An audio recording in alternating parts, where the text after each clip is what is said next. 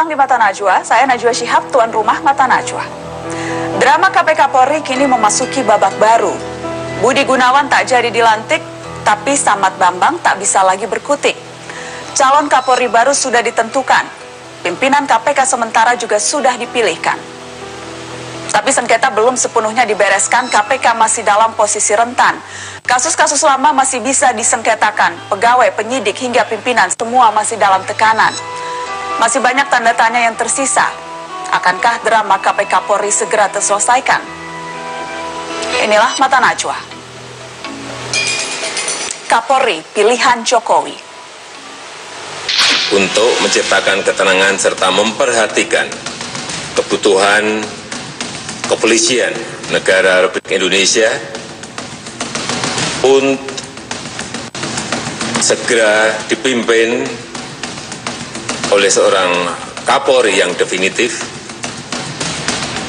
maka hari ini kami mengusulkan calon baru, yaitu Komisaris Jenderal Polisi Dr. Andes Badrodin Haiti, untuk mendapatkan persetujuan Dewan Perwakilan Rakyat sebagai Kapolri. Karena adanya masalah hukum pada dua pimpinan KPK, yaitu Saudara Abraham Samad dan Saudara Bambang Wijoyanto, serta satu kekosongan pimpinan KPK,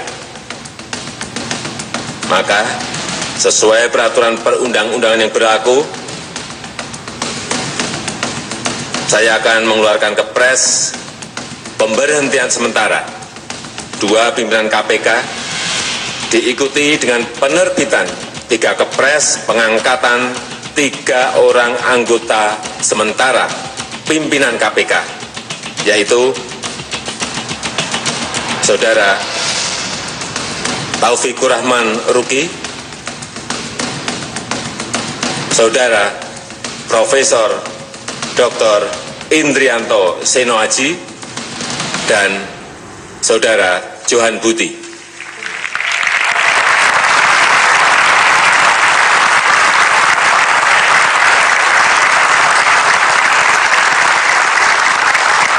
Pemirsa, yang baru saja kita dengarkan tadi adalah pernyataan sikap dari Presiden Jokowi beberapa jam yang lalu, dan malam ini Mata Najwa membahas itu. Kapolri pilihan Jokowi, apakah drama ini masih terus berlanjut? Sudah hadir di meja Mata Najwa, saya perkenalkan satu persatu. Ada Wakil Ketua Komisi 3 DPR, Desmond Mahesa. Selamat malam, terima kasih sudah hadir. Kemudian ada Masinton Pasaribu, anggota Komisi 3 dari fraksi PDI Perjuangan. Selamat malam, Bang Masinton. Selamat malam, Mbak Nasya. Kalau Anda perhatikan itu masih ada kursi kosong, pemirsa, karena saya masih menantikan kehadiran dari kuasa hukum Budi Gunawan, Magdir Ismail, yang sedang dalam perjalanan menuju Metro TV. Tapi sudah hadir ahli hukum tata negara, Bapak Mahfud MD. Terima kasih sudah hadir, Pak Mahfud. Ada aktivis anti korupsi Bang Fajrul Rahman. Selamat malam, terima kasih sudah hadir. Assalamualaikum. Waalaikumsalam. Kemudian ada Ibu Nur Syahbadi Kaca Sungkana, pengacara Bambang Wijoyanto dan Abraham Samad. Selamat malam, Ibu. Selamat malam.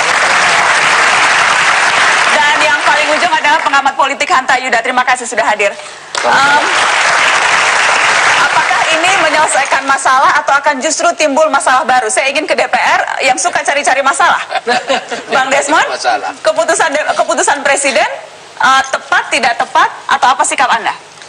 Iya, kita harus lihat undang-undang ya. Undang-undang Kepolisian pasal 11 ayat 1 sampai ayat 8 itu harus kita lihat secara jernih ya. Persoalan hari ini adalah ya, kalau ini diusulkan baru ya, kalau kita lihat pasal 11 ayat 1 sampai 8 agak susah saya memahaminya kalau posisinya tidak ada ketegasan tentang Budi Gunawan. Kenapa? Ada ketegasan tidak dilantik Budi Gunawan, tegas itu? Ada tidak tegasan dilantik Budi Gunawan. Ya, saya melihatnya begini. Dalam pasal 1 pasal 11 ayat 1, ayat 2, ayat 3 ya, ini sangat jelas ya. Presiden mengusulkan untuk pengangkatan satu paket dengan minta persetujuan pemberhentian. Yang jadi soal hari ini adalah DPR harus bersikap apa? Kalau Presiden mengusulkan Pak Badrodin Haiti ya, kita sudah memilih, DPR sudah memilih lewat paripurna terhadap Budi Gunawan. Jadi bagaimana DPR memprosesnya? Ya, Jadi menurut DPR Kapolri itu sudah Budi Gunawan. dalam konteks di jure, ya. Tapi yang jadi soal menurut Tapi yang saya, mengangkat Kapolri kan Presiden bukan DPR. ini ada Pak Mahfud, ya. Di Republik ini ada dua pembatasan hak prerogatif Presiden. Satu pengangkatan Kapolri, satu pengangkatan Panglima TNI. Oke, sebelum nanti saya masuk ke Pak Mahfud, jadi saya ingin menegaskan sikap Anda. Ini akan menjadi masalah untuk Jokowi karena akan dipermasalahkan oleh Anda dan kawan-kawan di DPR. Sebenarnya kalau persoalan hukumnya ini yang membuat kita bingung. Kita bersikap apa? Kalau kita proses, kita udah selesai. Budi Gunawan. Ya. Sebenarnya yang kita harapkan itu adalah, Jadi Anda tidak mau memproses Badrodin Haiti? gimana kita memproses? Ini bisa melanggar undang-undang kepolisian. Oke, saya ingin ke Mas Hinton Pasaribu. Anda dari PDI Perjuangan mendukung keputusan Jokowi karena yang saya dengar-dengar malah justru beberapa elit PDIP kecewa terhadap keputusan ini. Kita menghargai keputusan Presiden, tapi lagi-lagi dalam bernegara ini kan ada konstitusi, ada undang-undang.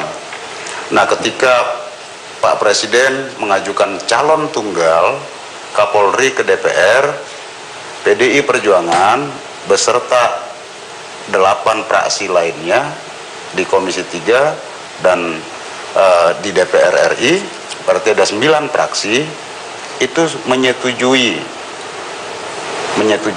Nah, kemudian kita menunggu Oke? Pak Presiden melantik calon tunggalnya. Sudah ada keputusan hari ini, tidak jadi dilantik. Nah, Mari kita move on, memproses Yang Badrodin kita Haiti. tunggu kan gini, dalam proses rentang waktu yang sebulan ini, ya, kita menunggu lama. Kemudian Pak Presiden katakan karena kita menunggu proses hukum, ada proses pra peradilan, dan pra peradilan mengabulkan permohonan Pak Budi Gunawan, dan kemudian sudah ada putusan pra peradilan terhadap Pak Budi Gunawan, ternyata Oke. dibatalkan juga. Jadi intinya apa, Nah, Bang Mas lantas- Hinton? Anda mau katakan apa? Anda juga termasuk barisan orang yang kecewa dengan putusan ini. Itu yang Iya. mau Anda katakan? Yang mau kami katakan adalah kita bernegara, ada ketatanegaraan, ada perundang-undangan. Nah, kalau calon tunggal yang diajukan ini sudah clear, kemudian tidak dilantik, nah lantas dasarnya apa? Kalau mengusulkan yang baru lagi, dasar hukumnya apa? Legal konstitusionalnya apa? Oke, jadi akan dipertanyakan oleh DPR. Ya, kita nggak ada salahnya bertanya karena kita bernegara. Oke. Ada ketatanegaraan yang juga harus kita ikuti. Ini kan kalau dasar hukumnya nggak Anda jelas, bicara apa? seolah partai oposisi, Anda pendukung PDI Perjuangan partainya Presiden Jokowi loh. Ya sama-sama kader PDI Perjuangan kami. Tapi suara dalam Anda seolah-olah oposisi malam ini. memandang sisi ketatanegaraannya jangan-jangan beda. Nah, kita berdiri tegak, lurus dalam ketaatan kita berkonstitusi, ketaatan kita bertata negara. Walaupun itu artinya tidak mendukung presiden partai sendiri. Kita nggak ada Kita urusan akan break. dukung-mendukung. Tidak ada urusan dukung-mendukung ya? Nggak ada urusan Partai dukung-mendukung. Ini kita pendukung ngomong presiden mengatakan ketatanegaraan. tidak dukung-mendukung. Kita ngomong ketatanegaraan. Kita akan lanjutkan, kita harus break. Saya nanti akan minta pandangan Pak Mahfud dan juga Mas Fadil setelah pariwara berikut. Tetaplah di Mata Najwa.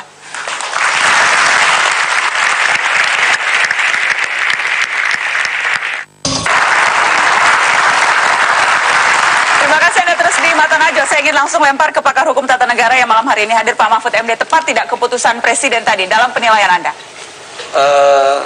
Saya kira tidak salah gitu ya, tidak ideal, tetapi menurut saya itu yang paling realistis dan tidak melanggar aturan menurut saya. Tidak ada aturan yang dilanggar? Tidak ada aturan yang dilanggar, sebab meskipun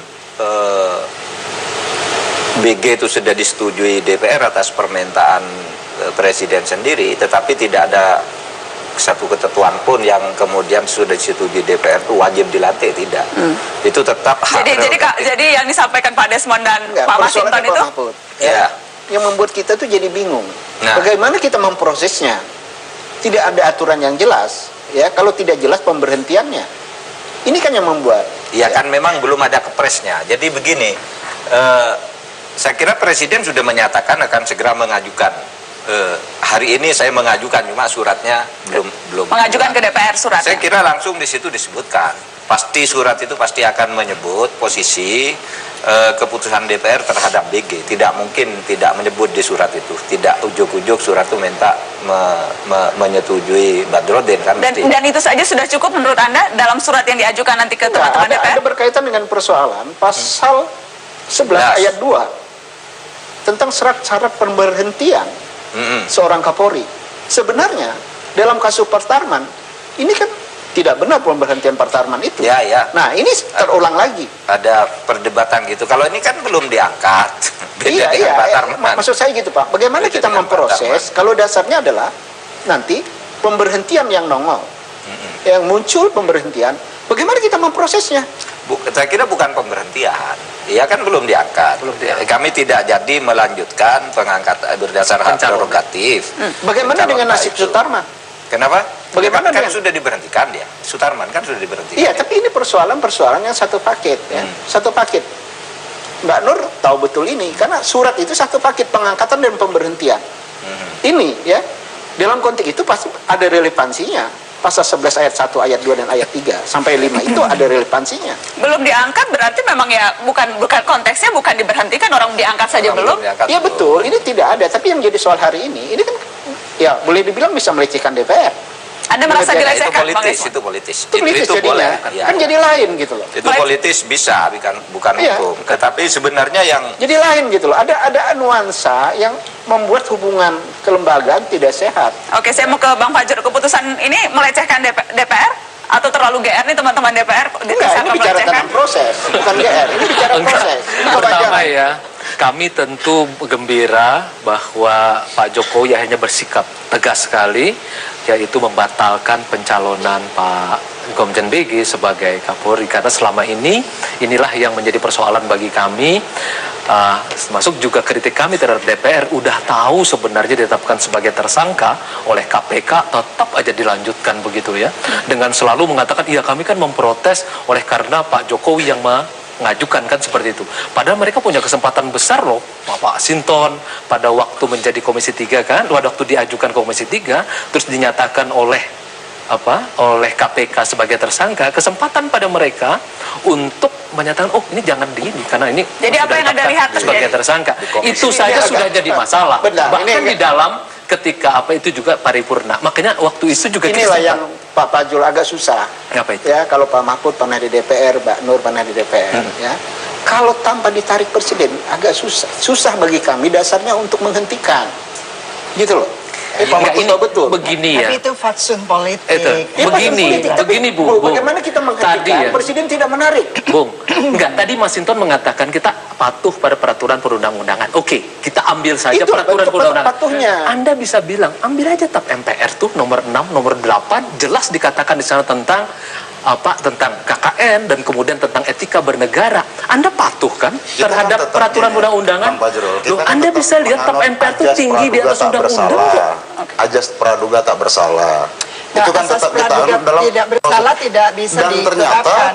putusan pra peradilan itu kan juga mengabulkan Tapi itu juga Mengabulkan ini soal gugatan. pemberantasan korupsi. Itu yang Sepakat. pesan yang harus tetap disampaikan oleh DPR sebagai pendukung KPK, Kita tetap mitra menganut kerja ajas praduga KPK. tak bersalah tadi. Oke. Ibu.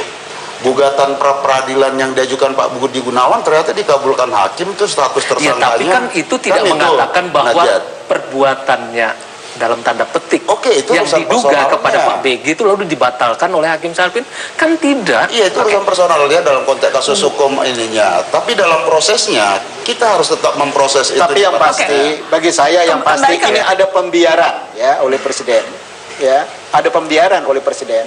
Ya kalau saya lihat ini yang melemahkan ini siapa? Pembiaran ini ya presiden yang melemahkan. Jadi Jokowi inilah yang melemahkan proses penegakan hukum dan Dengan apa? korupsi. Dengan Undang-undang nggak jelas. Dan hari ini sudah dikeluarkan keputusan. Ya kalau ditetapkan tersangka Budi Gunawan sore hari, besoknya kita tidak akan proses, dicabut tuh Budi Gunawan, selesai. Tidak seperti sekarang juga, menunggu putusan peradilan, pra-peradilan. Ya, tapi kita lihat ke depan Ini aja. persoalan. Saya kira kita lihat ke depan ya. Kita melihat Bang, objektif kondisi hari ini ya. secara politik memang sesuatu kalau yang tadi menarik. misalnya Oh, bahwa sorry, ini ini bicara- melecehkan bukan bicara DPR, Anda politik. sependapat itu Ini melecehkan bukan DPR? bicara politik, ini bicara tentang hukum. Enggak, tapi itu yang ingin saya kemukakan, bahwa secara politik itu ada hal yang menarik, bahwa Pak Jokowi mengabaikan putusan pengadilan, mengabaikan DPR, mengabaikan para sponsornya, BG, pembisik, dan saya kira lebih memperhatikan suara rakyat.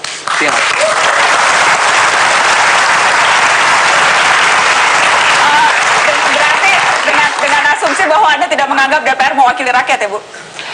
Kita lanjutkan setelah pariwara. Kita lanjutkan setelah pariwara. Tetaplah di Mata Najwa setelah pariwara berikut ini. Kita langsung ke panah. Anda masih di Mata Najwa, Kapolri pilihan Jokowi. Saya mau ke Mas Hanta Yuda. Mas Hanta Yuda, apa konsekuensi politik yang akan muncul dari keputusan Presiden Jokowi yang kita dengarkan hari ini? Ya, apapun keputusan politik pasti ada konsekuensinya, ada risikonya.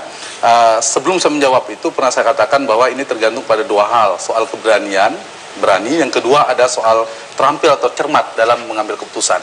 Apapun keputusan yang diambil oleh Pak Jokowi, meskipun sebagian Anda besar menilainya mengatakan berani dan terlalu cermat tidak? Kalau Anda sama, kalau cepat mungkin sudah terlalu lama ya. Tetapi kita sedang membahas, sekarang sudah ada keputusannya, dan kalaupun melantik menurut saya tetap berani. Tapi dengan tidak melantik itu jauh lebih berani. Jadi dalam satu hal menurut saya adalah berani dulu. Yang kedua, karena konsekuensi politiknya itu akan berhadapan dengan kekuatan politik politisi yang kuat-kuat dan hebat menurut saya. Ya. Yang kedua, soal ini yang menjadi konsekuensi adalah soal terampil dan cermat tadi. Apa implikasi politiknya? Yang paling mungkin adalah seperti saya katakan ada dua yang akan dilema yang harus dihadapi oleh Presiden Jokowi, mengambil istilah saya adalah mengutamakan pondasi dalam konteks jangka panjang. Pondasi itu adalah dukungan publik. Soal dukungan publik, soal kepercayaan publik, soal legitimasi politik, dan ini penting dalam konteks demokrasi karena kita tidak sekedar bicara kewenangan, tidak sekedar bicara kekuasaan. Itu satu hal. Itu yang mungkin dipikir oleh Pak Jokowi, yang sulit membangun komunikasi politik, membangun konsesi politik, membangun kesepakatan politik dengan di luar kekuatan politik. Misalnya saya katakan dengan Pak Buya Syafiee Ma'arif, itu kan tidak bisa dilakukan dengan tanda petik transaksi politik. Membangun trust itu agak sulit. Itu mungkin menjadi pertimbangan Presiden. Oke. Tetapi dengan DPR mungkin ada ruang. Implikasi yang pertama yang paling mungkin, apakah Pak Kapolri yang diusung pertama ini apakah diterima oleh DPR? Itu satu. Itu konsekuensi yang harus dihadapi. Kalau yang itu sudah bisa terbaca dari sikap Wakil Ketua Komisi 3 yang ada di sini. Ya mungkin dari Pak Desmond bisa, tetapi Saya Pak Wapres juga sikap, sudah. Itu bicara tentang aturan undang-undang kepolisian pasal 11 ayat 1 sampai 8. Ini bukan pendapat pribadi. Ya, ini pendapat hukum yang ada mengatur tentang proses saja. Ya, saya mengupakan saja. Jadi kalau bicara berkaitan dengan ini, yang saya jaga adalah ini keputusan kawan-kawan di komisi, ini yang saya sampaikan sesuai dengan cara berpikir kawan-kawan dengan debat-debat yang panjang. Ini yang saya sampaikan. Ya, yang jelas KPK-nya sudah lumpuh. Ini yang kos yang harus dibayar. Dengan dan keputusan rakyat ini, yang Ibu Nak? rugi. Rakyat tidak mendapatkan apa-apa dari konflik ini. Mau dilantik, ya yang rugi rakyat juga karena KPK-nya Ada sudah PLT. lumpuh. Dan Ada sekarang PLT, Bu. menurut saya lebih kuat sekarang. Tampilnya Ruki, Oke. kemudian Johan, iya itu saya kira lebih kuat. Baik, ya, iya. Tapi kriminalisasi juga. Saya ingin supaya tidak kemana-mana, saya ingin membahas itu nanti di belakang, Ibu, karena saya ingin menyelesaikan soal implikasi politik. Tapi saya juga nanti akan membahas bagaimana konsekuensinya terhadap KPK. Tapi kita selesaikan dulu implikasi politiknya. Kalau tadi dikatakan Pak Desmond, saya ingin konkret. Apakah kemudian akan ada hak-hak yang diambil oleh DPR, hak interpelasi atau bahkan hak angket terhadap keputusan Presiden Jokowi ini? Iya, kalau kita bicara tentang pelanggaran hukum kan banyak hal bisa digunakan. Ya, misalnya memperpanjang Freeport, penggunaan uang yang tidak jelas. Freeport. Iya, memperpanjang Freeport itu bermasalah. Apa hubungannya Budi Gunawan, Badrodin Haiti dengan Tidak Freeport? ada hubungannya, bagi DPR. Tidak ada hubungannya, berarti ya, cari-cari masalah. tidak mencari-cari masalah. Ini bicara tentang pemahaman hukum. Ya, ini pemahaman hukum. Ya, pemahaman hukum yang terjadi hari ini bahwa yang namanya presiden ini banyak melakukan kesalahan-kesalahan dari aspek hukum. Ya. Oke. Nah, berkaitan dengan persoalan Budi Gunawan, ya, Ini bisa digunakan hak atau tidak, hak bertanya dan macam-macam, ini hak anggota DPR. Jadi itu akan dipikirkan, termasuk dari PDI Perjuangan juga tidak segan-segan akan mengambil langkah itu, Bang Masinton? Kami kemarin sudah mengambil keputusan sama-sama dengan 9 fraksi. Ya. Dan sekarang surat kami, surat DPR yang menyetujui pengajuan calon tunggal Kapolri, ya, itu kemana? Terus kemudian kami sudah menyetujui, DPR sudah menyetujui nih. Terus itu belum dilantik, sekarang ada pengajuan yang baru. Jadi akan itu kemana? tidak menutup kemungkinan akan mengajukan hak angket, hak interpelasi, hak apapun. Kan kalau di DPR itu hak konstitusionalnya. Nah, Jadi itu kita serahkan ya? ke teman-teman. Posisi PDI Perjuangan adalah kita pengen bersama-sama. PDI Perjuangan dengan partai yang pemenang fraksi-fraksi pemilu, lainnya. fraksi terbesar di DPR, masa menyerahkan ke teman-teman? Mana sikap PDI Perjuangan? Ya kita punya sikap. Kita menyetujui apa yang diajukan oleh Pak Presiden dalam hal Kapolri. Oke, saya ingin Kita tunggu proses peradilannya, kita tunggu benar. Ya, saya Oh, sedih Itu sikap tegas kami. Pak Nazwa, saya sedih betul sebenarnya melihat sikap PDI Perjuangan dengan begini. Karena kan dari awal PDI Perjuangan, Nasdem itu kan sama-sama bersama dengan Pak Jokowi ingin menjadikan Pak Jokowi sebagai presiden dan selesai kan seperti itu. Tetapi ketika di tengah jalan sikap PDI Perjuangan tampaknya menurut saya tidak lagi berupaya untuk menyelaraskan dengan apa yang diinginkan oleh Pak Jokowi. Bahkan nah ini yang sangat menyesalkan. Di titik ini bahkan menurut saya sikap Pak Jokowi sudah benar. Artinya beliau tidak ingin melantik pejabat politiknya yang cacat hukum. Itu malah lebih maju daripada Pak SBY. Pak SBY itu orang yang menjadi pejabat, menterinya apabila terkena tersangka mundur kan. Pak Jokowi bahkan lebih maju. Mereka yang baru diajukan sebagai menterinya ditanyakan kepada KPK dan PPAT dan itu prerogatif murni presiden. Iya betul, makanya menurut saya Kapolri, Panglima TNI sikap itu yang ada lebih undang-undang. maju, sikap Tidak yang lebih prerogatif maju murni. dalam politik yang mestinya kita Lupa. dukung bersama-sama. Pak Sebentar, Jero, ini apapun sikap langkah politik Pak yang Presiden lebih Jokowi, maju PDI Perjuangan yang selalu dimajukan dukung. oleh Pak Jokowi Nggak pernah dukung. mestinya Ini kita ngomong gini dalam deh, satu Pak Jero. posisi Oke. kita upayakan untuk didukung secara bersama-sama kan seperti itu. Ya. Jadi misalnya kalau ada pejabat politik yang cacat hukum menjadi tersangka, tentu kita dalam posisi karena cita-cita bersama Saya dengan cuma Pak satu kalimat aja, Jokowi Pak Jero, ya. adalah bahwa kita ingin Prasetyo itu Indonesia bermasalah. yang Ya. yang bebas daripada Haiti korupsi. bermasalah, rekening gendut. Anda harus jujur ini. Gitu loh. Apa yang ingin Anda katakan? Iya, Pak Fajrul ngada-ngada. Lebih maju itu belum tentu. Pak Prasetyo sensitif terhadap publik, dilantik juga. Anda ini bisa Haiti dituntut masalah. polisi ini kalau mengatakan Iya. Pak Badrodin Haiti. Iya, bermasalah rekening gendut. Iya. Jujur. Ya, Saya bicara gini. tentang fakta dan kejujuran, Pak Oke, Fajrul. nanti kita panggil aja Pak Kapolri untuk yang ini memanggil. Silakan. Kita akan break dulu. Silakan. Kita akan break dulu. Karena pernyataan Anda bisa berakibat hukum loh. Bukan ada hukum, ini sudah dimediakan. Hah? Udah ada medianya. Udah jadi ranah Ya, publik. oke lah, kita panggil aja nanti polisi Oh, untuk silakan. meminta tanggung jawab Anda. Sebelum dipanggil kita harus break dulu. Setelah pariwara kita akan kembali dengan Mata Najwa.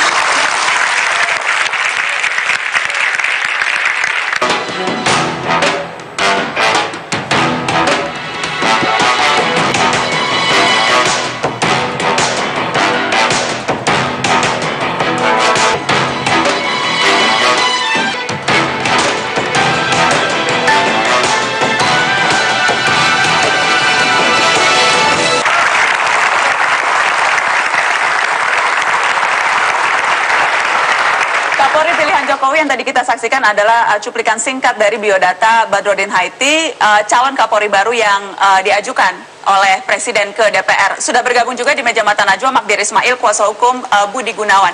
Pak Magdir, klien Anda tidak jadi dilantik oleh Presiden. Tanggapan Anda? Iya, saya kira itu haknya Presiden ya. Meskipun kita tahu secara ketatanegaraan, kata ahli tata negara, mengenai pengangkatan Kapolri itu, Presiden itu berbagi dengan DPR. Ketika Presiden mengajukan dan kemudian DPR memilih, sebenarnya tinggal kewajiban Presiden untuk melantik. Nah, persoalannya sekarang yang harus kita lihat dan kita cermati secara baik, alasan Presiden ini sebenarnya apa? apakah ada alasan-alasan lain di luar ya yang kita dengar masalah hukum yang dihadapi oleh Pak Budi Gunawan? Ya. Saya kira itu yang saya kira yang harus kita dengar secara baik dari Bapak Presiden itu sebagai akuntabilitas beliau sebagai presiden. Ini harus disampaikan apa alasan yang rasional dan alasan hukumnya apa. Sebab saya kira persoalan ini bukan hanya persoalan pengangkatan Pak Budi Gunawan saja sebagai Kapolri, ya, tetapi ini akan menjadi tradisi yang buruk ke depan, ya. Kalau istilahnya teman-teman yang pagi kedelai sore tempe, ya, saya kira ini yang harus kita lihat cermati secara baik. Maksudnya pagi kedelai sore tempe, jadi pagi Budi Gunawan, sore kok Badrudin Haiti begitu? Ya kira-kira seperti itulah gitu. Tidak ada saya ingin minta tanggapan Anda Pak Mahfud. Alasan hukum yang rasional, tadi memerlukan alasan yang rasional dan sebagainya. Saya kira situasi politik lalu keterjempitan presiden oleh kepentingan politik yang berbeda itu bisa dijadikan alasan untuk mencari jalan keluar lalu dibungkus dengan hukum sehingga menjadi benar. Caranya bagaimana? Kalau kembali ke undang-undang itu, Presiden kirim surat ke DPR, kami tidak melanjutkan pengangkatan BG yang sudah disetujui oleh DPR kemarin, kami mengajukan calon baru, mohon persetujuan. Kalau DPR setuju, ya selesai urusan. Tetapi kalau DPR tidak setuju, tidak boleh. Itu satu. Tetapi ini ada sesuatu yang menarik. Kalau di dalam undang-undang itu disebutkan DPR harus memberikan persetujuan dalam 20 hari. Ya kan? Ini kan reses lebih dari 30 hari mulai besok, ya. Kalau misalnya surat diajukan besok, DPR tidak sidang. Nah, kan DPR tidak memberi persetujuan. Nah, menurut undang-undang, kalau dalam 20 hari DPR tidak memberi persetujuan, oleh undang-undang dianggap setuju dan DPR bisa melantik. Mungkin itu sebabnya Jokowi ini memilih momentum menjelang reses. Jadi timingnya juga pas ya. Mungkin ya. Tidak perlu persetujuan DPR sudah langsung dilantik. Kalau ini di penjelasannya tidak sederhana itu, Pak. Gimana? Ya, hari kerja, Pak. Mengabaikan libur dan reses. Penjelasannya begitu. Ya. Jadi tidak dihitung 20 harinya. Tidak dihitung. Penjelasan ayat 3 itu, Pak, ya. Yang dimaksud dengan 20 hari kerja DPR ialah hari kerja di Hari DPR kerja. tidak termasuk hari libur dan masa reses. Artinya pembahasan Sesudah tanggal 23. 23. Jadi artinya nasib, Berarti perhitungannya sesudah itu, Ya. 20 hari. Betul. artinya Ya. masih di tangan bapak-bapak inilah nanti nasib siapakah menjadi yang akan menjadi Kapolri masih di tangan teman-teman Komisi Kalau 3. DPR menolak nanti kan, dan itu mau bisa jadi persoalan. Tetapi saya kira persoalan-persoalan politik seperti itu sudah diolah saya kira oleh Presiden dan Sudah diperhitungkan. saya kira sudah Ada yang dasar, Pak Mahfud. Di penjelasan juga, ya, di penjelasan pasal yang lain adalah bicara tentang keadaan mendesak itu. Ya, syarat bisa diganti Kapolri dengan kondisi keadaan mendesak. Itu syaratnya adalah melanggar sumpah jabatan. Ya, Ya itu terkait Pak Sutarman ya, ya. bukan Pak BK. Itu dasarnya. Jadi kita tuh makanya saya bilang, kita tuh bingung kalau baca undang-undang itu. Agak susah kita memprosesnya. Kenapa? Karena itu jelas pergantian itu ada melanggar sumpah jabatan, ya, dan membahayakan dalam keadaan orang ini sudah tidak bisa lagi gitu loh dalam kondisi stabil. Nah, itulah yang membuat ada alasan pemberhentian Kapolri itu. Ini Oke, yang menurut Mas Hanta? saya hati-hati melihatnya gitu loh. Nah, itu yang membuat Komisi 3 membaca persoalan ini ini komisi hukum, Pak. Oke. Masa kita memproduk sesuatu yang di luar hukum, ini yang jadi susah. Saya melihat bagi kami. ini, saya ingin melanjutkan soal implikasi politik tadi. Yang paling bisa lihat satu, apakah DPR menyetujui atau tidak. Nah, itu akan dilanjutkan isu hak interpelasi, hak angket dan seterusnya. Yang paling ekstrim yang ketiga yaitu isu pemakzulan, meskipun itu paling ekstrim. Nah, yang saya baca Pak Jokowi sebenarnya ini soal cost benefit ya. Ini soal manfaat mudarat politik. Mana yang paling kecil mudaratnya, kira-kira gitu secara politik. Dan satu pesan menurut saya, ini ada momentum reses yang dilakukan oleh DPR, itu alangkah baiknya. Saya kerap mengatakan ada keterputusan antara siklus 5 tahun kerja anggota DPR, wakil rakyat itu, dengan arena politik 5 tahunan itu. Nah, ada masa reses ini bertanya kepada publik, bertanya kepada konstituen yang mereka wakili atau partai politik yang punya tugas esensial mengartikulasi dan mengagregasi kepentingan pemilihnya, konstituennya, bertanya, lalu bawa ke DPR mengambil keputusan. Itu alangkah lebih baik menurut saya. Itu. Tetapi ada hal yang menarik menurut saya dari keberanian tanda petik yang meskipun agak lama ini yang diambil oleh Presiden Jokowi adalah ini ujian yang cukup kencang ya, perputaran dari berbagai macam kekuatan politik. Untuk mengganti, jangan menggunakan istilah interpelasi, ada KIH, ada PDIP sendiri sebagai partainya presiden, kemudian di sana ada KMP dengan berbagai macam partai politik, ada kelompok bisnis, ada Wapres sendiri, dan lain sebagainya, kelompok relawan, opini publik. Lalu Pak Presiden mengambil keputusan ini, kalau ini berhasil, maka antibodi politiknya lebih kuat. Jadi ada kekebalan politik yang bisa dihadapi. Tapi kalau ini tidak diambil, akan terombang-ambing. Karena suatu saat akan tanda petik melayani, akan semakin sulit berhadapan dengan kekuatan politik. Ini kan politik. Jadi ini ujian baru. Betul, pondasinya tetap dipertahankan. Pak Jokowi punya tantangan lebih cermat dan terampil membangun pilar-pilar baru agar pemerintahannya lebih kokoh. Bagaimana berhadapan dengan Pak Masinton, berhadapan dengan Pak Desmond dan lain sebagainya. Tapi politik. Ini saja kita akan lanjutkan bagaimana ujian Jokowi ke depan dengan menghadapi anggota Komisi 3 DPR RI setelah pariwara berikut ini.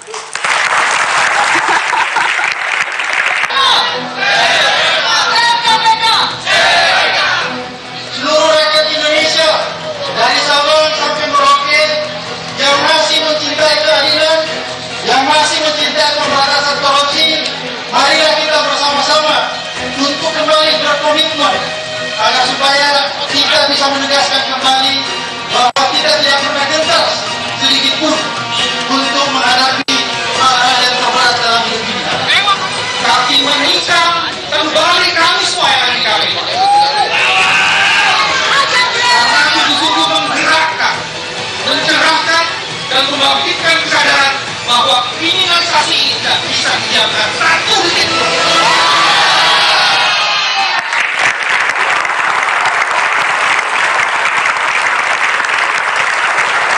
Terima kasih Anda di Mata Najwa. Selain membatalkan pelantikan Budi Gunawan, Presiden Joko Widodo juga memberhentikan Abraham Samad dan Bambang Wijoyanto dan mengangkat PLT pimpinan sementara KPK. Saya ingin ke Anda, Ibu Nur. Tadi Anda sempat katakan bahwa ada pelemahan KPK dalam keputusan-keputusan ini. Apa dasarnya? Enggak, ya. Sekarang ini ya kriminalisasi tetap dilakukan ya. Sore ini beberapa penyidik sudah menerima panggilan lagi dari polisi. Juga sudah beredar luas bahwa 21 penyidik itu akan ditersangkakan gitu. Jadi nggak berhenti pada pimpinan KPK, tapi juga humasnya, bagian hukumnya, penyidiknya, semua itu masih tetap. Sesungguhnya itu harusnya diberhentikan, dan bahkan diberhentikan sejak awal sehingga PLT itu tidak diperlukan. Menurut Anda tidak perlu gitu. PLT, tapi kan Undang-Undang KPK jelas menyebut kalau jadi tersangka harus mundur. Ya, tapi bisa toh dibentuk misalnya tim independen, apakah kriminalisasi itu betul atau tidak? Sudah ada tim independen? Tim independen untuk melihat apakah kriminalisasi itu betul atau enggak, benar atau enggak gitu. Terutama kriminalisasi terhadap bangsa. Jadi zaman Pak SBY diberikan Kepres, lalu kemudian mereka bisa memeriksa materi. Tapi yang tim 9 ini sama sekali tidak diberi, jadi tidak diberi. Bukan tim 9, maksudnya tim independen yang memeriksa kasus kriminalisasi itu. Apa kekhawatiran Anda sekarang, Bu Nur, dengan keluarnya keputusan Presiden memberhentikan AS dan BW dan kemudian mengangkat PLT? Apa kekhawatiran Anda? Ada beberapa kekhawatiran. Saya kira di tim PLT itu mungkin menghentikan beberapa kasus yang diperiksa oleh KPK. Salah satu dari anggota PLT itu saya kira masih punya perkara di KPK atau pernah punya perkara di KPK yang itu anak pinaknya belum selesai, misalnya kasus Senturi, gitu. Itu kekhawatiran yang besar sekali gitu. Kedua, bagaimana ini proses tentang pra-peradilan itu, karena kami berharap itu tetap diajukan PK-nya untuk kemudian itu bisa jadi jurisprudensi yang tetap kalau itu memang satu penemuan yang bisa diterima. Ini juga kasus Jadi Anda BG, sesungguhnya mengharapkan lebih dari apa yang tadi sudah disampaikan oleh Presiden Jokowi. ya, Seharusnya bisa lebih. tentu saja SP3 untuk 2 klien saya itu, kemudian proses-proses yang lain tetap berlanjut terhadap termasuk terhadap BG, karena undang-undang KPK tidak bisa mengeluarkan SP3. Itu soalnya. Tadi kan kami atas nama komunitas Perjuang Tinggi kan datang ke sana ya, sudah datang ke KPK dan juga bertemu dengan Abraham Samad dan juga bertemu dengan Bambang Wijoyanto. Dalam kasus di mana Pak Jokowi menetapkan bahwa BG tidak jadi dilantik, itu disambut dengan antusias. Cuma memang dalam kasus pengangkatan PLT memang ada dua pendapat. Ada satu sisi yang seperti Mbak Nur bilang, sebagian pihak mengatakan oke, kita minta untuk melakukan SP3. Itu berarti kan mendorong tim 9 yang sekarang untuk diberikan semacam kekuatan hukum atau kewenangan mirip dengan tim 8 di masa Pak SBY dulu. Tetapi itu akan menjadi pertarungan lagi di wilayah para ahli hukum. Jalan, Pak, jalan begini. Fakta bahwa Abraham Samad dan BW sudah tersangka, itu fakta. Menurut undang-undang dia tidak boleh lagi nangani perkara. Ya. Nah, kalaupun nanti mau menghilangkan kriminalisasi, kalau itu dianggap kriminalisasi. Anda menganggap itu kriminalisasi? Enggak, ini kalau ini benar. Tapi Anda sendiri, Pak Mahfud? Saya melihatnya memang kurang proporsional. Kurang proporsional. Untuk Saya membaca penetapan tweet-tweet tersangka dalam kasus-kasus yang sekecil itu dan sudah lama gitu. Oke. Kesan politisnya itu tidak hilang. Tapi gini, dulu si Samad dan Bibit Chandra Hamzah. ya, itu kan juga begitu, dinonaktifkan dulu, lalu diangkat PLT. Tetapi ini kemudian dikeluarkan SKP 2, bukan SP3, kan nggak boleh kan SP3 kalau sudah gitu. Syarat-syaratnya tidak terpenuhi, ini sudah. Nah, oleh sebab itu, ya, ini bisa saja kalau memang dikehendaki begitu. PLT jalan agar perkara-perkaranya terus. Tapi kriminalisasi harus dihentikan juga. Itu bisa diusahakan bahwa kalau itu memang tidak benar, lakukan seperti yang dulu. Lakukan seperti yang dulu. Dan juga sikapnya begitu, Mbak Najwa. Jadi bahwa kita, prosedur hukum yang bisa dilalui saja, tetapi tetap juga menghimbau kepada Presiden Joko Widodo untuk mengambil tindakan yang masih dalam wilayah hukum, yang seperti dulu bisa dilakukan terhadap kasus Bibit dan Chandra. Yaitu mengeluarkan deponiring dari kejaksaan, kalau saya tidak itu salah. Dulu, ya. Saya ingin minta tanggapan. Anda senyum-senyum, Pak Magdir? Iya, saya kira begini. Ini kan kita ini kadang-kadang hanya fair kalau menguntungkan diri kita atau menguntungkan teman-teman kita. Ya. Tidak pernah fair kalau melihat orang lain, terhadap orang lain. Ya. Kalau misalnya sekarang kita bicara tentang tidak ada SP3. Iya, betul, undang-undang seperti itu mengatakan bahwa tidak ada SP3 dalam undang-undang KPK. Tetapi KPK itu punya kewajiban untuk menjalankan perintah hakim. Ya, perintah hakim itu adalah hentikan penyidikan, selesai. Itu yang harus dijalankan. Ini Anda berbicara dalam kasus BG. Tapi tidak ada perintah menghentikan penyidikan. Tidak ada, bahkan kalau dikatakan bahwa penetapan tersangka itu tidak sah, mau kita bilang apa? Ya, tapi tidak ada perintah. Jangan Anda nanti misleading kalau seperti itu. Coba lihat secara baik ya. Saya mencatat secara baik kok apa yang dikemukakan oleh hakim itu. Ya, Anda nggak ada di situ. Ya, tapi saya baca putusannya. Baik. Ya. Silakan Anda baca. Ini yang jadi persoalan. Kalau kita coba lihat, mau jernih melihat persoalan ini, ya, apa sih alasannya? Kenapa sih mereka tidak berani untuk menghadapi proses persidangan? Mereka berani. Kenapa mesti dituntut supaya presiden menghentikan itu ini? Tadi saya katakan ini untuk membuktikan ya, bahwa apakah mereka salah atau tidak. Karena begini, ketika kita bicara tentang pra-peradilan, teman-teman itu mengatakan bahwa itu bukan wewenang pra-peradilan. Kenapa tidak dihadapi di persidangan? Nah, ketika sekarang ini bicara tentang yang lain, ya, penabuh gendang, tidak mau. Tapi kita harus mengikuti headline news, tidak mengikuti penabuh gendang. Kita harus headline news pukul 21. Setelah headline news, Mata Najwa masih akan kembali.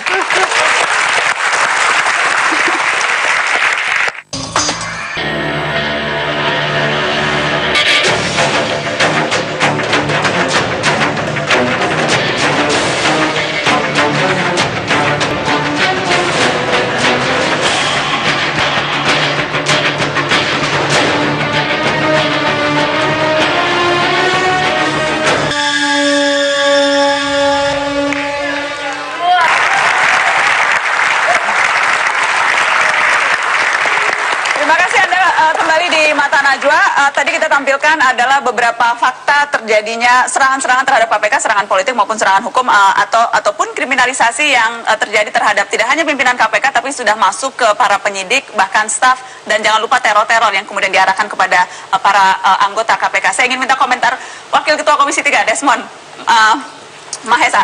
Pak Desmond, Anda mau jujur mengatakan bahwa ya ada serangan terhadap KPK, bahwa ya ada kriminalisasi terhadap pimpinan-pimpinan KPK? Ya, dalam banyak hal saya ada berbeda dengan Mbak Nur, Pak Jrul ya. Misalnya kriminalisasi ini saya juga rasakan, cuma harus dibedakan ya. Terhadap misalnya Bambang ini kan ada pencari keadilan, Abraham Samad bisa ya, gitu kan? Atau jadi Pak mana nih yang Jul. kriminalisasi yang mana? Ya ini harus dilihat dulu gitu loh. Ya, Bambang ada orang yang mempermasalahkan. Kalau ini dihentikan, ini bicara tentang bentuk ketidakadilan lain akan nongol. Ini kan yang nggak boleh. Ya, Abraham Samad tentang pemalsuan surat, ya, ini bisa kriminalisasi. Anda setuju itu kriminalisasi, dicari-cari? Bisa, ya, bisa, tapi belum tentu kan, ya. Politis banget bicaranya. Pak Jul, gitu, ya. Ini ada pencari keadilan. Oke, kalau tadi penyidik-penyidik yang tiba-tiba senjatanya mau diperiksa habis Iya, katanya ini masa berlakunya. kalau kita mau jujur seperti cerita Pak Mahfud, ya, sebenarnya sederhana. Sudah lama polisi tahu bahwa di sana ada perizinan tidak beres. Oke. Kok kenapa sekarang? Ya, saya setuju ini dikriminalisasi. Kriminalisasi ya? Iya. Tumben-tumben nih Anda membela KPK. Bukan membela KPK. Saya tidak nyebut. Saya tidak pernah membela siapapun ya. Saya tidak pernah membela siapapun. Bagi saya objektif. Yang selalu saya omongkan objektif saja. Oke. Objektif Tapi DPR saja. itu juga harus support KPK, itu kan mitra kerjanya. Oh iya. Apa yang tidak ada kita support dalam konteks ini? Kalau melanggar hukum, kalau saya pribadi misalnya, Jadi tidak perlu bikin panja maksudnya? Ya, tidak perlu. Tidak perlu bikin panja itu Abraham ada Samad. plenonya. Ada plenonya. Oh ya, kalau Anda bicara prosedur-prosedur segitu Iya, ya susah lah. iya kan yang harus dilihat maksud saya itu praksi mana yang mengusulkan, siapa yang menyetujui apa itu kan lihat itunya, bukan Ibu. Bicara terbuka saja maksudnya jadi siapa? Hah? Teman yang duduk di samping Anda? Ya. Fraksinya? Terbuka saja, maksudnya media Iya, perjuangan. itu hasil debat ya. Isu hasil debat. Itu hasil debat. Kan ada Oke, proses, baik. ada rapat pleno dan macam-macam, tidak sekadar kepentingan 1-2 orang. Mbak Oke. Nur, Pak Mahfud paham ini ya. Tentunya inilah dinamika di parlemen biasa. Ya. Oke, saya ingin minta tanggapan Anda, Mas Fajrul. Apa itu? Kalau tadi misalnya Pak Magdir katakan seharusnya berani menghadapi proses hukum, jangan meminta SP3. Tadi Anda katakan bahwa sesungguhnya itu hanya salah satu dari 2 opsi yang memang dibicarakan Yang bagaimana dibicarakan menanggapi tadi, keputusan ya, Jokowi betul. ini. Tapi Anda pribadi melihatnya apakah memang kalau serius tidak mau mengkriminalisasi KPK seharusnya 2 kasus pimpinan KPK dihentikan di sini? Saya pikir saya lebih berat juga ke sana ya, kalau apalagi kalau kita mengambil posisi seperti kasus terjadi pada Bibit Chandra di mana Pak Susilo Bambang Yudhoyono berusaha menyelesaikan itu secepatnya. Tetapi memang tadi Pak Bambang Wijoyanto dan juga Pak Abraham Samad tegas saja mengatakan bahwa kami juga akan terus mengikuti kasus proses ini, proses Jadi siap hukum dengan ini. proses hukum Jadi itu? secara pribadi mereka malah siap begitu ya. Jadi saya pikir saya juga oke pada mereka, bahkan mereka tadi bilang bahkan Pak Bambang Wijoyanto kan sebelumnya juga mengatakan bahwa saya mau mengundurkan diri karena memang sesuai dengan Undang 30 2002. Itu kan pasal 30 tegas bahwa harus diberhentikan. Toh juga nanti kalau ternyata dalam persidangan ternyata lolos, mereka akan kembali sebagai pahlawan, bukan? Dan mereka akan lebih hebat lagi berhadapan dengan para orang-orang di DPR ini yang merasa hebat-hebat ini, dan juga para koruptor-koruptor yang mungkin akan mereka hadapi begitu. Oh, jadi akan menambah tingkat keilmuannya begitu ya? Lebih kekuatannya. Mereka akan berhadapan dengan mereka-mereka ini. Tapi itu catatan terbaik menurut saya dari mereka. Jadi kami memiliki usulan, tetapi orang seperti Bambang dan juga Pak Abraham Samad ternyata juga siap menghadapi apapun yang akan terjadi terhadap mereka begitu ya. Walaupun saya sebenarnya ingin sekali juga mendorong Pak Jokowi begitu ya, gimana ini supaya tidak berpanjang-panjang lagi, supaya bisa diselesaikan dengan cara cepat. Nah, masalahnya kalau menyangkut BW itu kriminalisasi profesi advokat. Ini masalahnya, dan itu sudah ada undang-undang advokat yang tidak bisa dituntut ya seorang advokat dalam melakukan pembelaan di pengadilan untuk kepentingan kliennya tidak dapat dituntut secara pidana dan perdata. Dan ada MOU antara Peradi dengan Mabes Polri bahwa untuk kasus-kasus seperti itu hendaknya diperiksa terlebih dahulu atau didampingi oleh Peradi, begitu. Oke.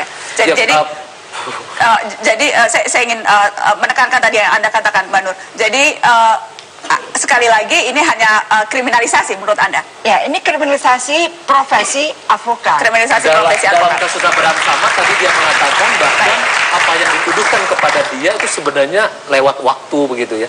Itu dia juga merasa bahwa itu adalah kriminalisasi. Oke, seperti itu. Kita akan lanjutkan setelah pariwara. Tetaplah di Mata Najwa, kami akan kembali sesaat lagi.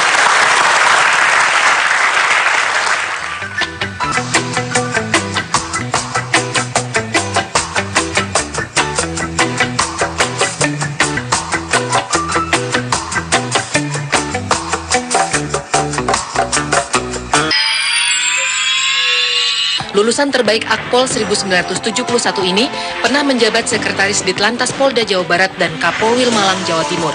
Di ranah politik, Ruki tercatat menjadi anggota DPR fraksi TNI Polri sejak 1992. Penghujung 2003, Ruki terpilih menjadi Ketua KPK melalui voting usai uji kepatutan dan kelayakan di DPR. Indrianto Seno Aji, Guru Besar Hukum Pidana Universitas Indonesia dan Universitas Krishna Dwipayana. Indrianto adalah putra dari Ketua MA periode 1974-1982, Omar Seno Aji. Terkait KPK, Indrianto pernah diminta menjadi saksi ahli oleh kepolisian saat tim penyidik hendak menjerat dua pimpinan KPK, Bibit Samatrianto dan Chandra Hamzah. Johan Budi adalah figur yang akrab bagi wartawan. Menjadi juru bicara KPK sejak 2003, sosoknya selalu diincar sebagai sumber informasi dan konfirmasi. Mantan jurnalis Tempo ini sejatinya sudah menempati pos baru, yaitu Deputi Pencegahan KPK. Namun peran sebagai juru bicara tampaknya sulit dilepas darinya. Hingga beberapa saat lalu Presiden Joko Widodo menunjuk Johan Budi sebagai PLT pimpinan KPK.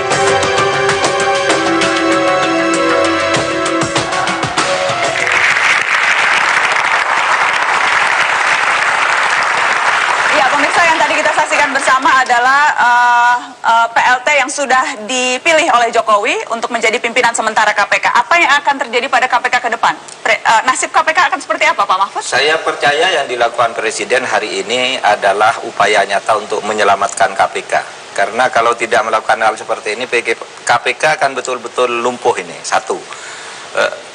Dan itu tidak menghilangkan peluang untuk melakukan langkah-langkah seperti SBY. Artinya menyelamatkan Abraham dan BW dari kalau itu dianggap masih terbuka, karena dulu SBY juga begitu, diberhentikan dulu Bibit dan Chandra, diangkat PLT, sesudah ini keluar SKP-nya dari Kejaksaan Agung diangkat lagi. Ini bisa saja masih terbuka peluang yang sama. Nah, 3 orang yang baru ini PLT menurut saya kualitasnya tidak kalah dengan yang digantikan ini. Ruki itu saya kira sudah punya catatan yang sangat bagus, membangun dasar-dasar KPK dan tidak pernah pandang bulu juga, sangat teliti dan bersih sampai terakhir. Kemudian Johan Budi kenal orangnya dingin tetapi juga berani, tegas gitu, dan kita mencatatnya juga bersih secara umum.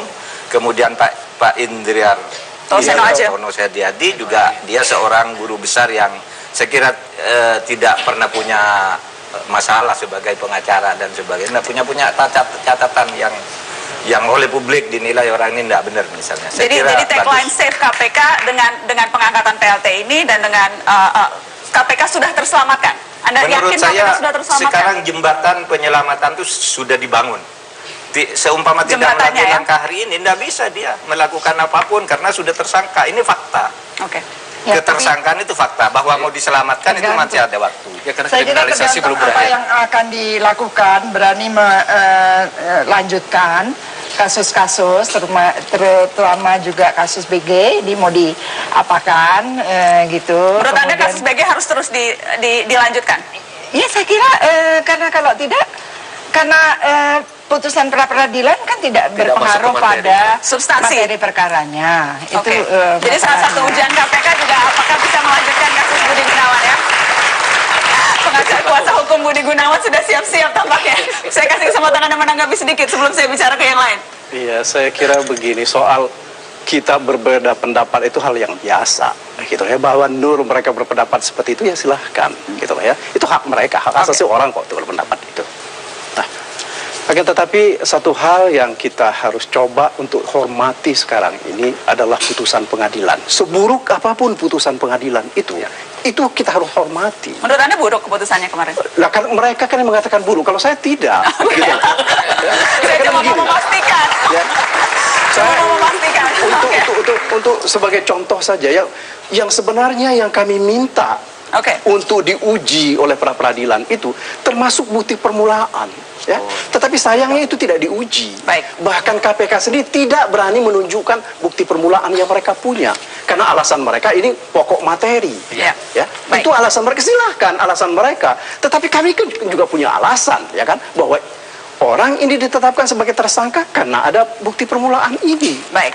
Jadi akan melihat bagaimana perkembangannya terhadap Komjen BG ya. Apakah akan terus menjadi tersangka KPK atau tidak? Ditetapkan menjadi tersangka yang baru maksud saya. Ini yang jadi persoalan. Ya. Kita ini selama ini terlalu gampang untuk menetapkan seseorang menjadi tersangka.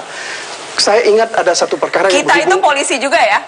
Terutama polisi juga gampang sekali membuat orang jadi tersangka. Gitu. Kejaksaan juga. Jadi salah kita satu contoh. Ya. Salah satu contoh. Yang ditetapkan oleh KPK sebagai tersangka itu adalah terkait dengan anak perusahaan Pertamina. Kalau saya tidak keliru sudah 2 tahun atau 3 tahun ditetapkan sebagai tersangka. Apa pernah mereka dipanggil sebagai tersangka? Wallahu a'lam. Tapi memang menarik sih sebenarnya kalau ini pra peradilan ini ternyata kemudian berhasil kemarin, itu berarti semua problem tersangka baik di kepolisian, kejaksaan, kemudian KPK itu dibuka. Jadi ada kesempatan pada setiap orang, bukan hanya BW dan BG, misalnya seperti itu yang mengajukan ini. Ini yang selama ini kan menjadi problem di kalangan teman-teman hukum pidana kan. Mereka menginginkan adanya pra peradilan yang diperluas itu. Oke, kita sambut saja. Mudah-mudahan nanti Pak Jokowi misalnya membuat RUU pra peradilan yang diperluas misalnya. Tapi soal tanggapan saya ya. Itu soal yang lain ya. Soal yang lain. Saya ingin bicara kemudian apa yang akan terjadi, prediksi Anda, apa yang akan terjadi dalam 1 bulan sampai menjelang DPR masuk lagi. Saya ingin, ya silakan Mas Fajar. Yang mananya nih? Kalau kita bicara proses politik, prediksi Anda, apakah akan semakin bergejolak sekarang ini atau apa yang akan terjadi ke depan? 30 hari ke depan. Saya menikmati betul ya pertarungan ini karena sebenarnya menurut saya yang terpenting ini nggak terlalu pertikaian elit kok dinikmati, nggak terlalu apa ya, ini sebenarnya nggak terlalu penting banget gitu lah ya. Yang terpenting buat saya adalah teman-teman DPR ini berhasil meloloskan APBNP, itu saya alhamdulillahirabbil alamin. Itu penting. Betul. Iya, itu penting banget. Kalau ini kan tidak akan dunia kiamat kalau Pak Baharudin Haiti misalnya jadi kemudian diterima oleh DPR atau tidak diterima nanti menjadi Kapolri. Biasa aja menurut saya. Banyak 432.000 polisi itu buat saya masih bisa diandalkan untuk menjaga Republik ini. Oke, jadi ancaman interpelasi, ancaman angket itu tidak perlu terlalu dianggap serius. PDIP mau memotong kursinya sendiri itu udah. Oke, Bang Hanta tidak mungkin. Bang Masinton dan kawan-kawan. Ya, Pak Jokowi tidak usah khawatir ya. Pak Jokowi tidak usah khawatir, tidak mungkin Bang Masinton akan mengkhianati presidennya. Karena Pak Jokowi pasti sudah cermat berhitung ya. Saya ada salah satu alternatif resep ya. Kita tahu sekarang ini lawan dan kawan politik kan semakin tipis bedanya. Toh tadi orang berpikir akan ada 2 kekuatan politik, blok politik kuat. Ternyata KMP dalam kasus ini bisa bersama. Iya, CS jadi banget jangan berdua. Orang melihat koalisi, ini kan bukan tradisi dan sistem presidensial, tapi butuh koalisi. Bicara tentang kebijakan sulit, basis koalisi. Ideologi juga sulit. Yang ketiga adalah soal gula-gula politik. Soal power sharing yang juga penting. Ada 5 kata kunci, saya terkata aja saya katakan. 1, Pak Jokowi itu bisa melakukan eksperimen politik. Beda dengan Pak SBY yang dulu membangun koalisi sejak awal, kemudian kompensasinya menteri, sekarang bisa membangun koalisi isu per isu. Menihilkan KIH KMP, tidak ada istilah KIH KMP, pokoknya saya presiden, ada DPR. Isu per isu, sekarang ada isu Kapolri, besok ada isu apa lagi, APBN tahun depan, nanti dibangun lagi. Akan sangat melelahkan untuk presiden kalau bermain isu per isu. Kalau itu pilihannya, sekarang lebih melelahkan menurut saya. Itu akan jadi eksperimen kalau berhasil. Yang kedua adalah, Pak Presiden itu punya gula-gula politik tanda petik, punya kewenangan, punya kekuasaan, punya sumber daya politik yang itu bisa di tanda petik ya, bisa dinegosiasikan. Karena itu harus ada negosiasi baru. Yang ketiga perlu yang seperti Nana katakan tadi, perlu tim tim negosiasi. Pak Wapres punya kepiawaian dalam membangun relasi dengan elit. Turun dong. Bagaimana dengan tim-tim yang lain? Mensesneknya, kemudian kepala staf kepresidenan untuk mengurus. Dan kuncinya lebih mudah. Politik kita itu kan sangat veto playernya. Ketemu dengan 10 orang sebenarnya di DPR itu sudah selesai. Sudah selesai Dan harus tetap menjadi strong leadership sebagai presiden. Oke, saya ingin ke Bang Masinton. Sudah selesai urusan. Tadi saya mendengarkan bagaimana pendapat-pendapat teman-teman ini tadi. Nah, jadi pertama, PDI Perjuangan itu tidak pernah berseberangan dengan Pak Presiden. Kecuali dalam hal ini. Karena Pak Presiden adalah yang diusung oleh PDI Perjuangan dan kader PDI Perjuangan yang sekarang Kecuali dalam hal ini, saya mau presiden. menegaskan. Dalam konteks Kapolri, kita pengen agak memberitahukan kepada Presiden dalam konteks pergantian atau tidak dilantiknya Pak Budi Gunawan. Kita sebagai partai politik, ya, kita juga harus meluruskan Pak Presiden. Ada undang-undang yang juga surat dari DPR mengenai persetujuan itu belum. Jadi prediksi Anda apa yang akan terjadi, Bang Masinton? Apa yang akan terjadi ke depan? Prediksi Anda 30 second terakhir untuk Anda. Kami juga heran, ya, ini masukan dari siapa Pak Presiden? Ini yang selalu saya katakan, ini jangan-jangan Brutus-Brutus yang kemarin itu melingkari Presiden jangan lantik itu. tersangka, aku dituduh Brutus bagaimana bisa? Apa? Jangan lantik tersangka. Siapa yang tersangka? Yang tersangka ini siapa? Putusan pra-peradilan mengabulkan gugatan Pak BG dan beliau bukan tersangka. Kita menggunakan ajas praduga tak bersalah. Jangan kita menyalahkan orang yang belum tentu bersalah. Itu kejahatan besar juga sama kita. Oke, saya sudah harus menutup kata raja malam hari ini, Pak Masinton. Saya sudah harus menutup. Terima kasih sudah hadir. Masih pendukung Presiden? Jawab singkat saja. Tetap. Oke. Oke, baik. Saya cuma perlu mendengar itu. Masih pendukung Presiden ya? Sama-sama gitu ya. Jokowi. Terima kasih. Terima kasih sudah hadir.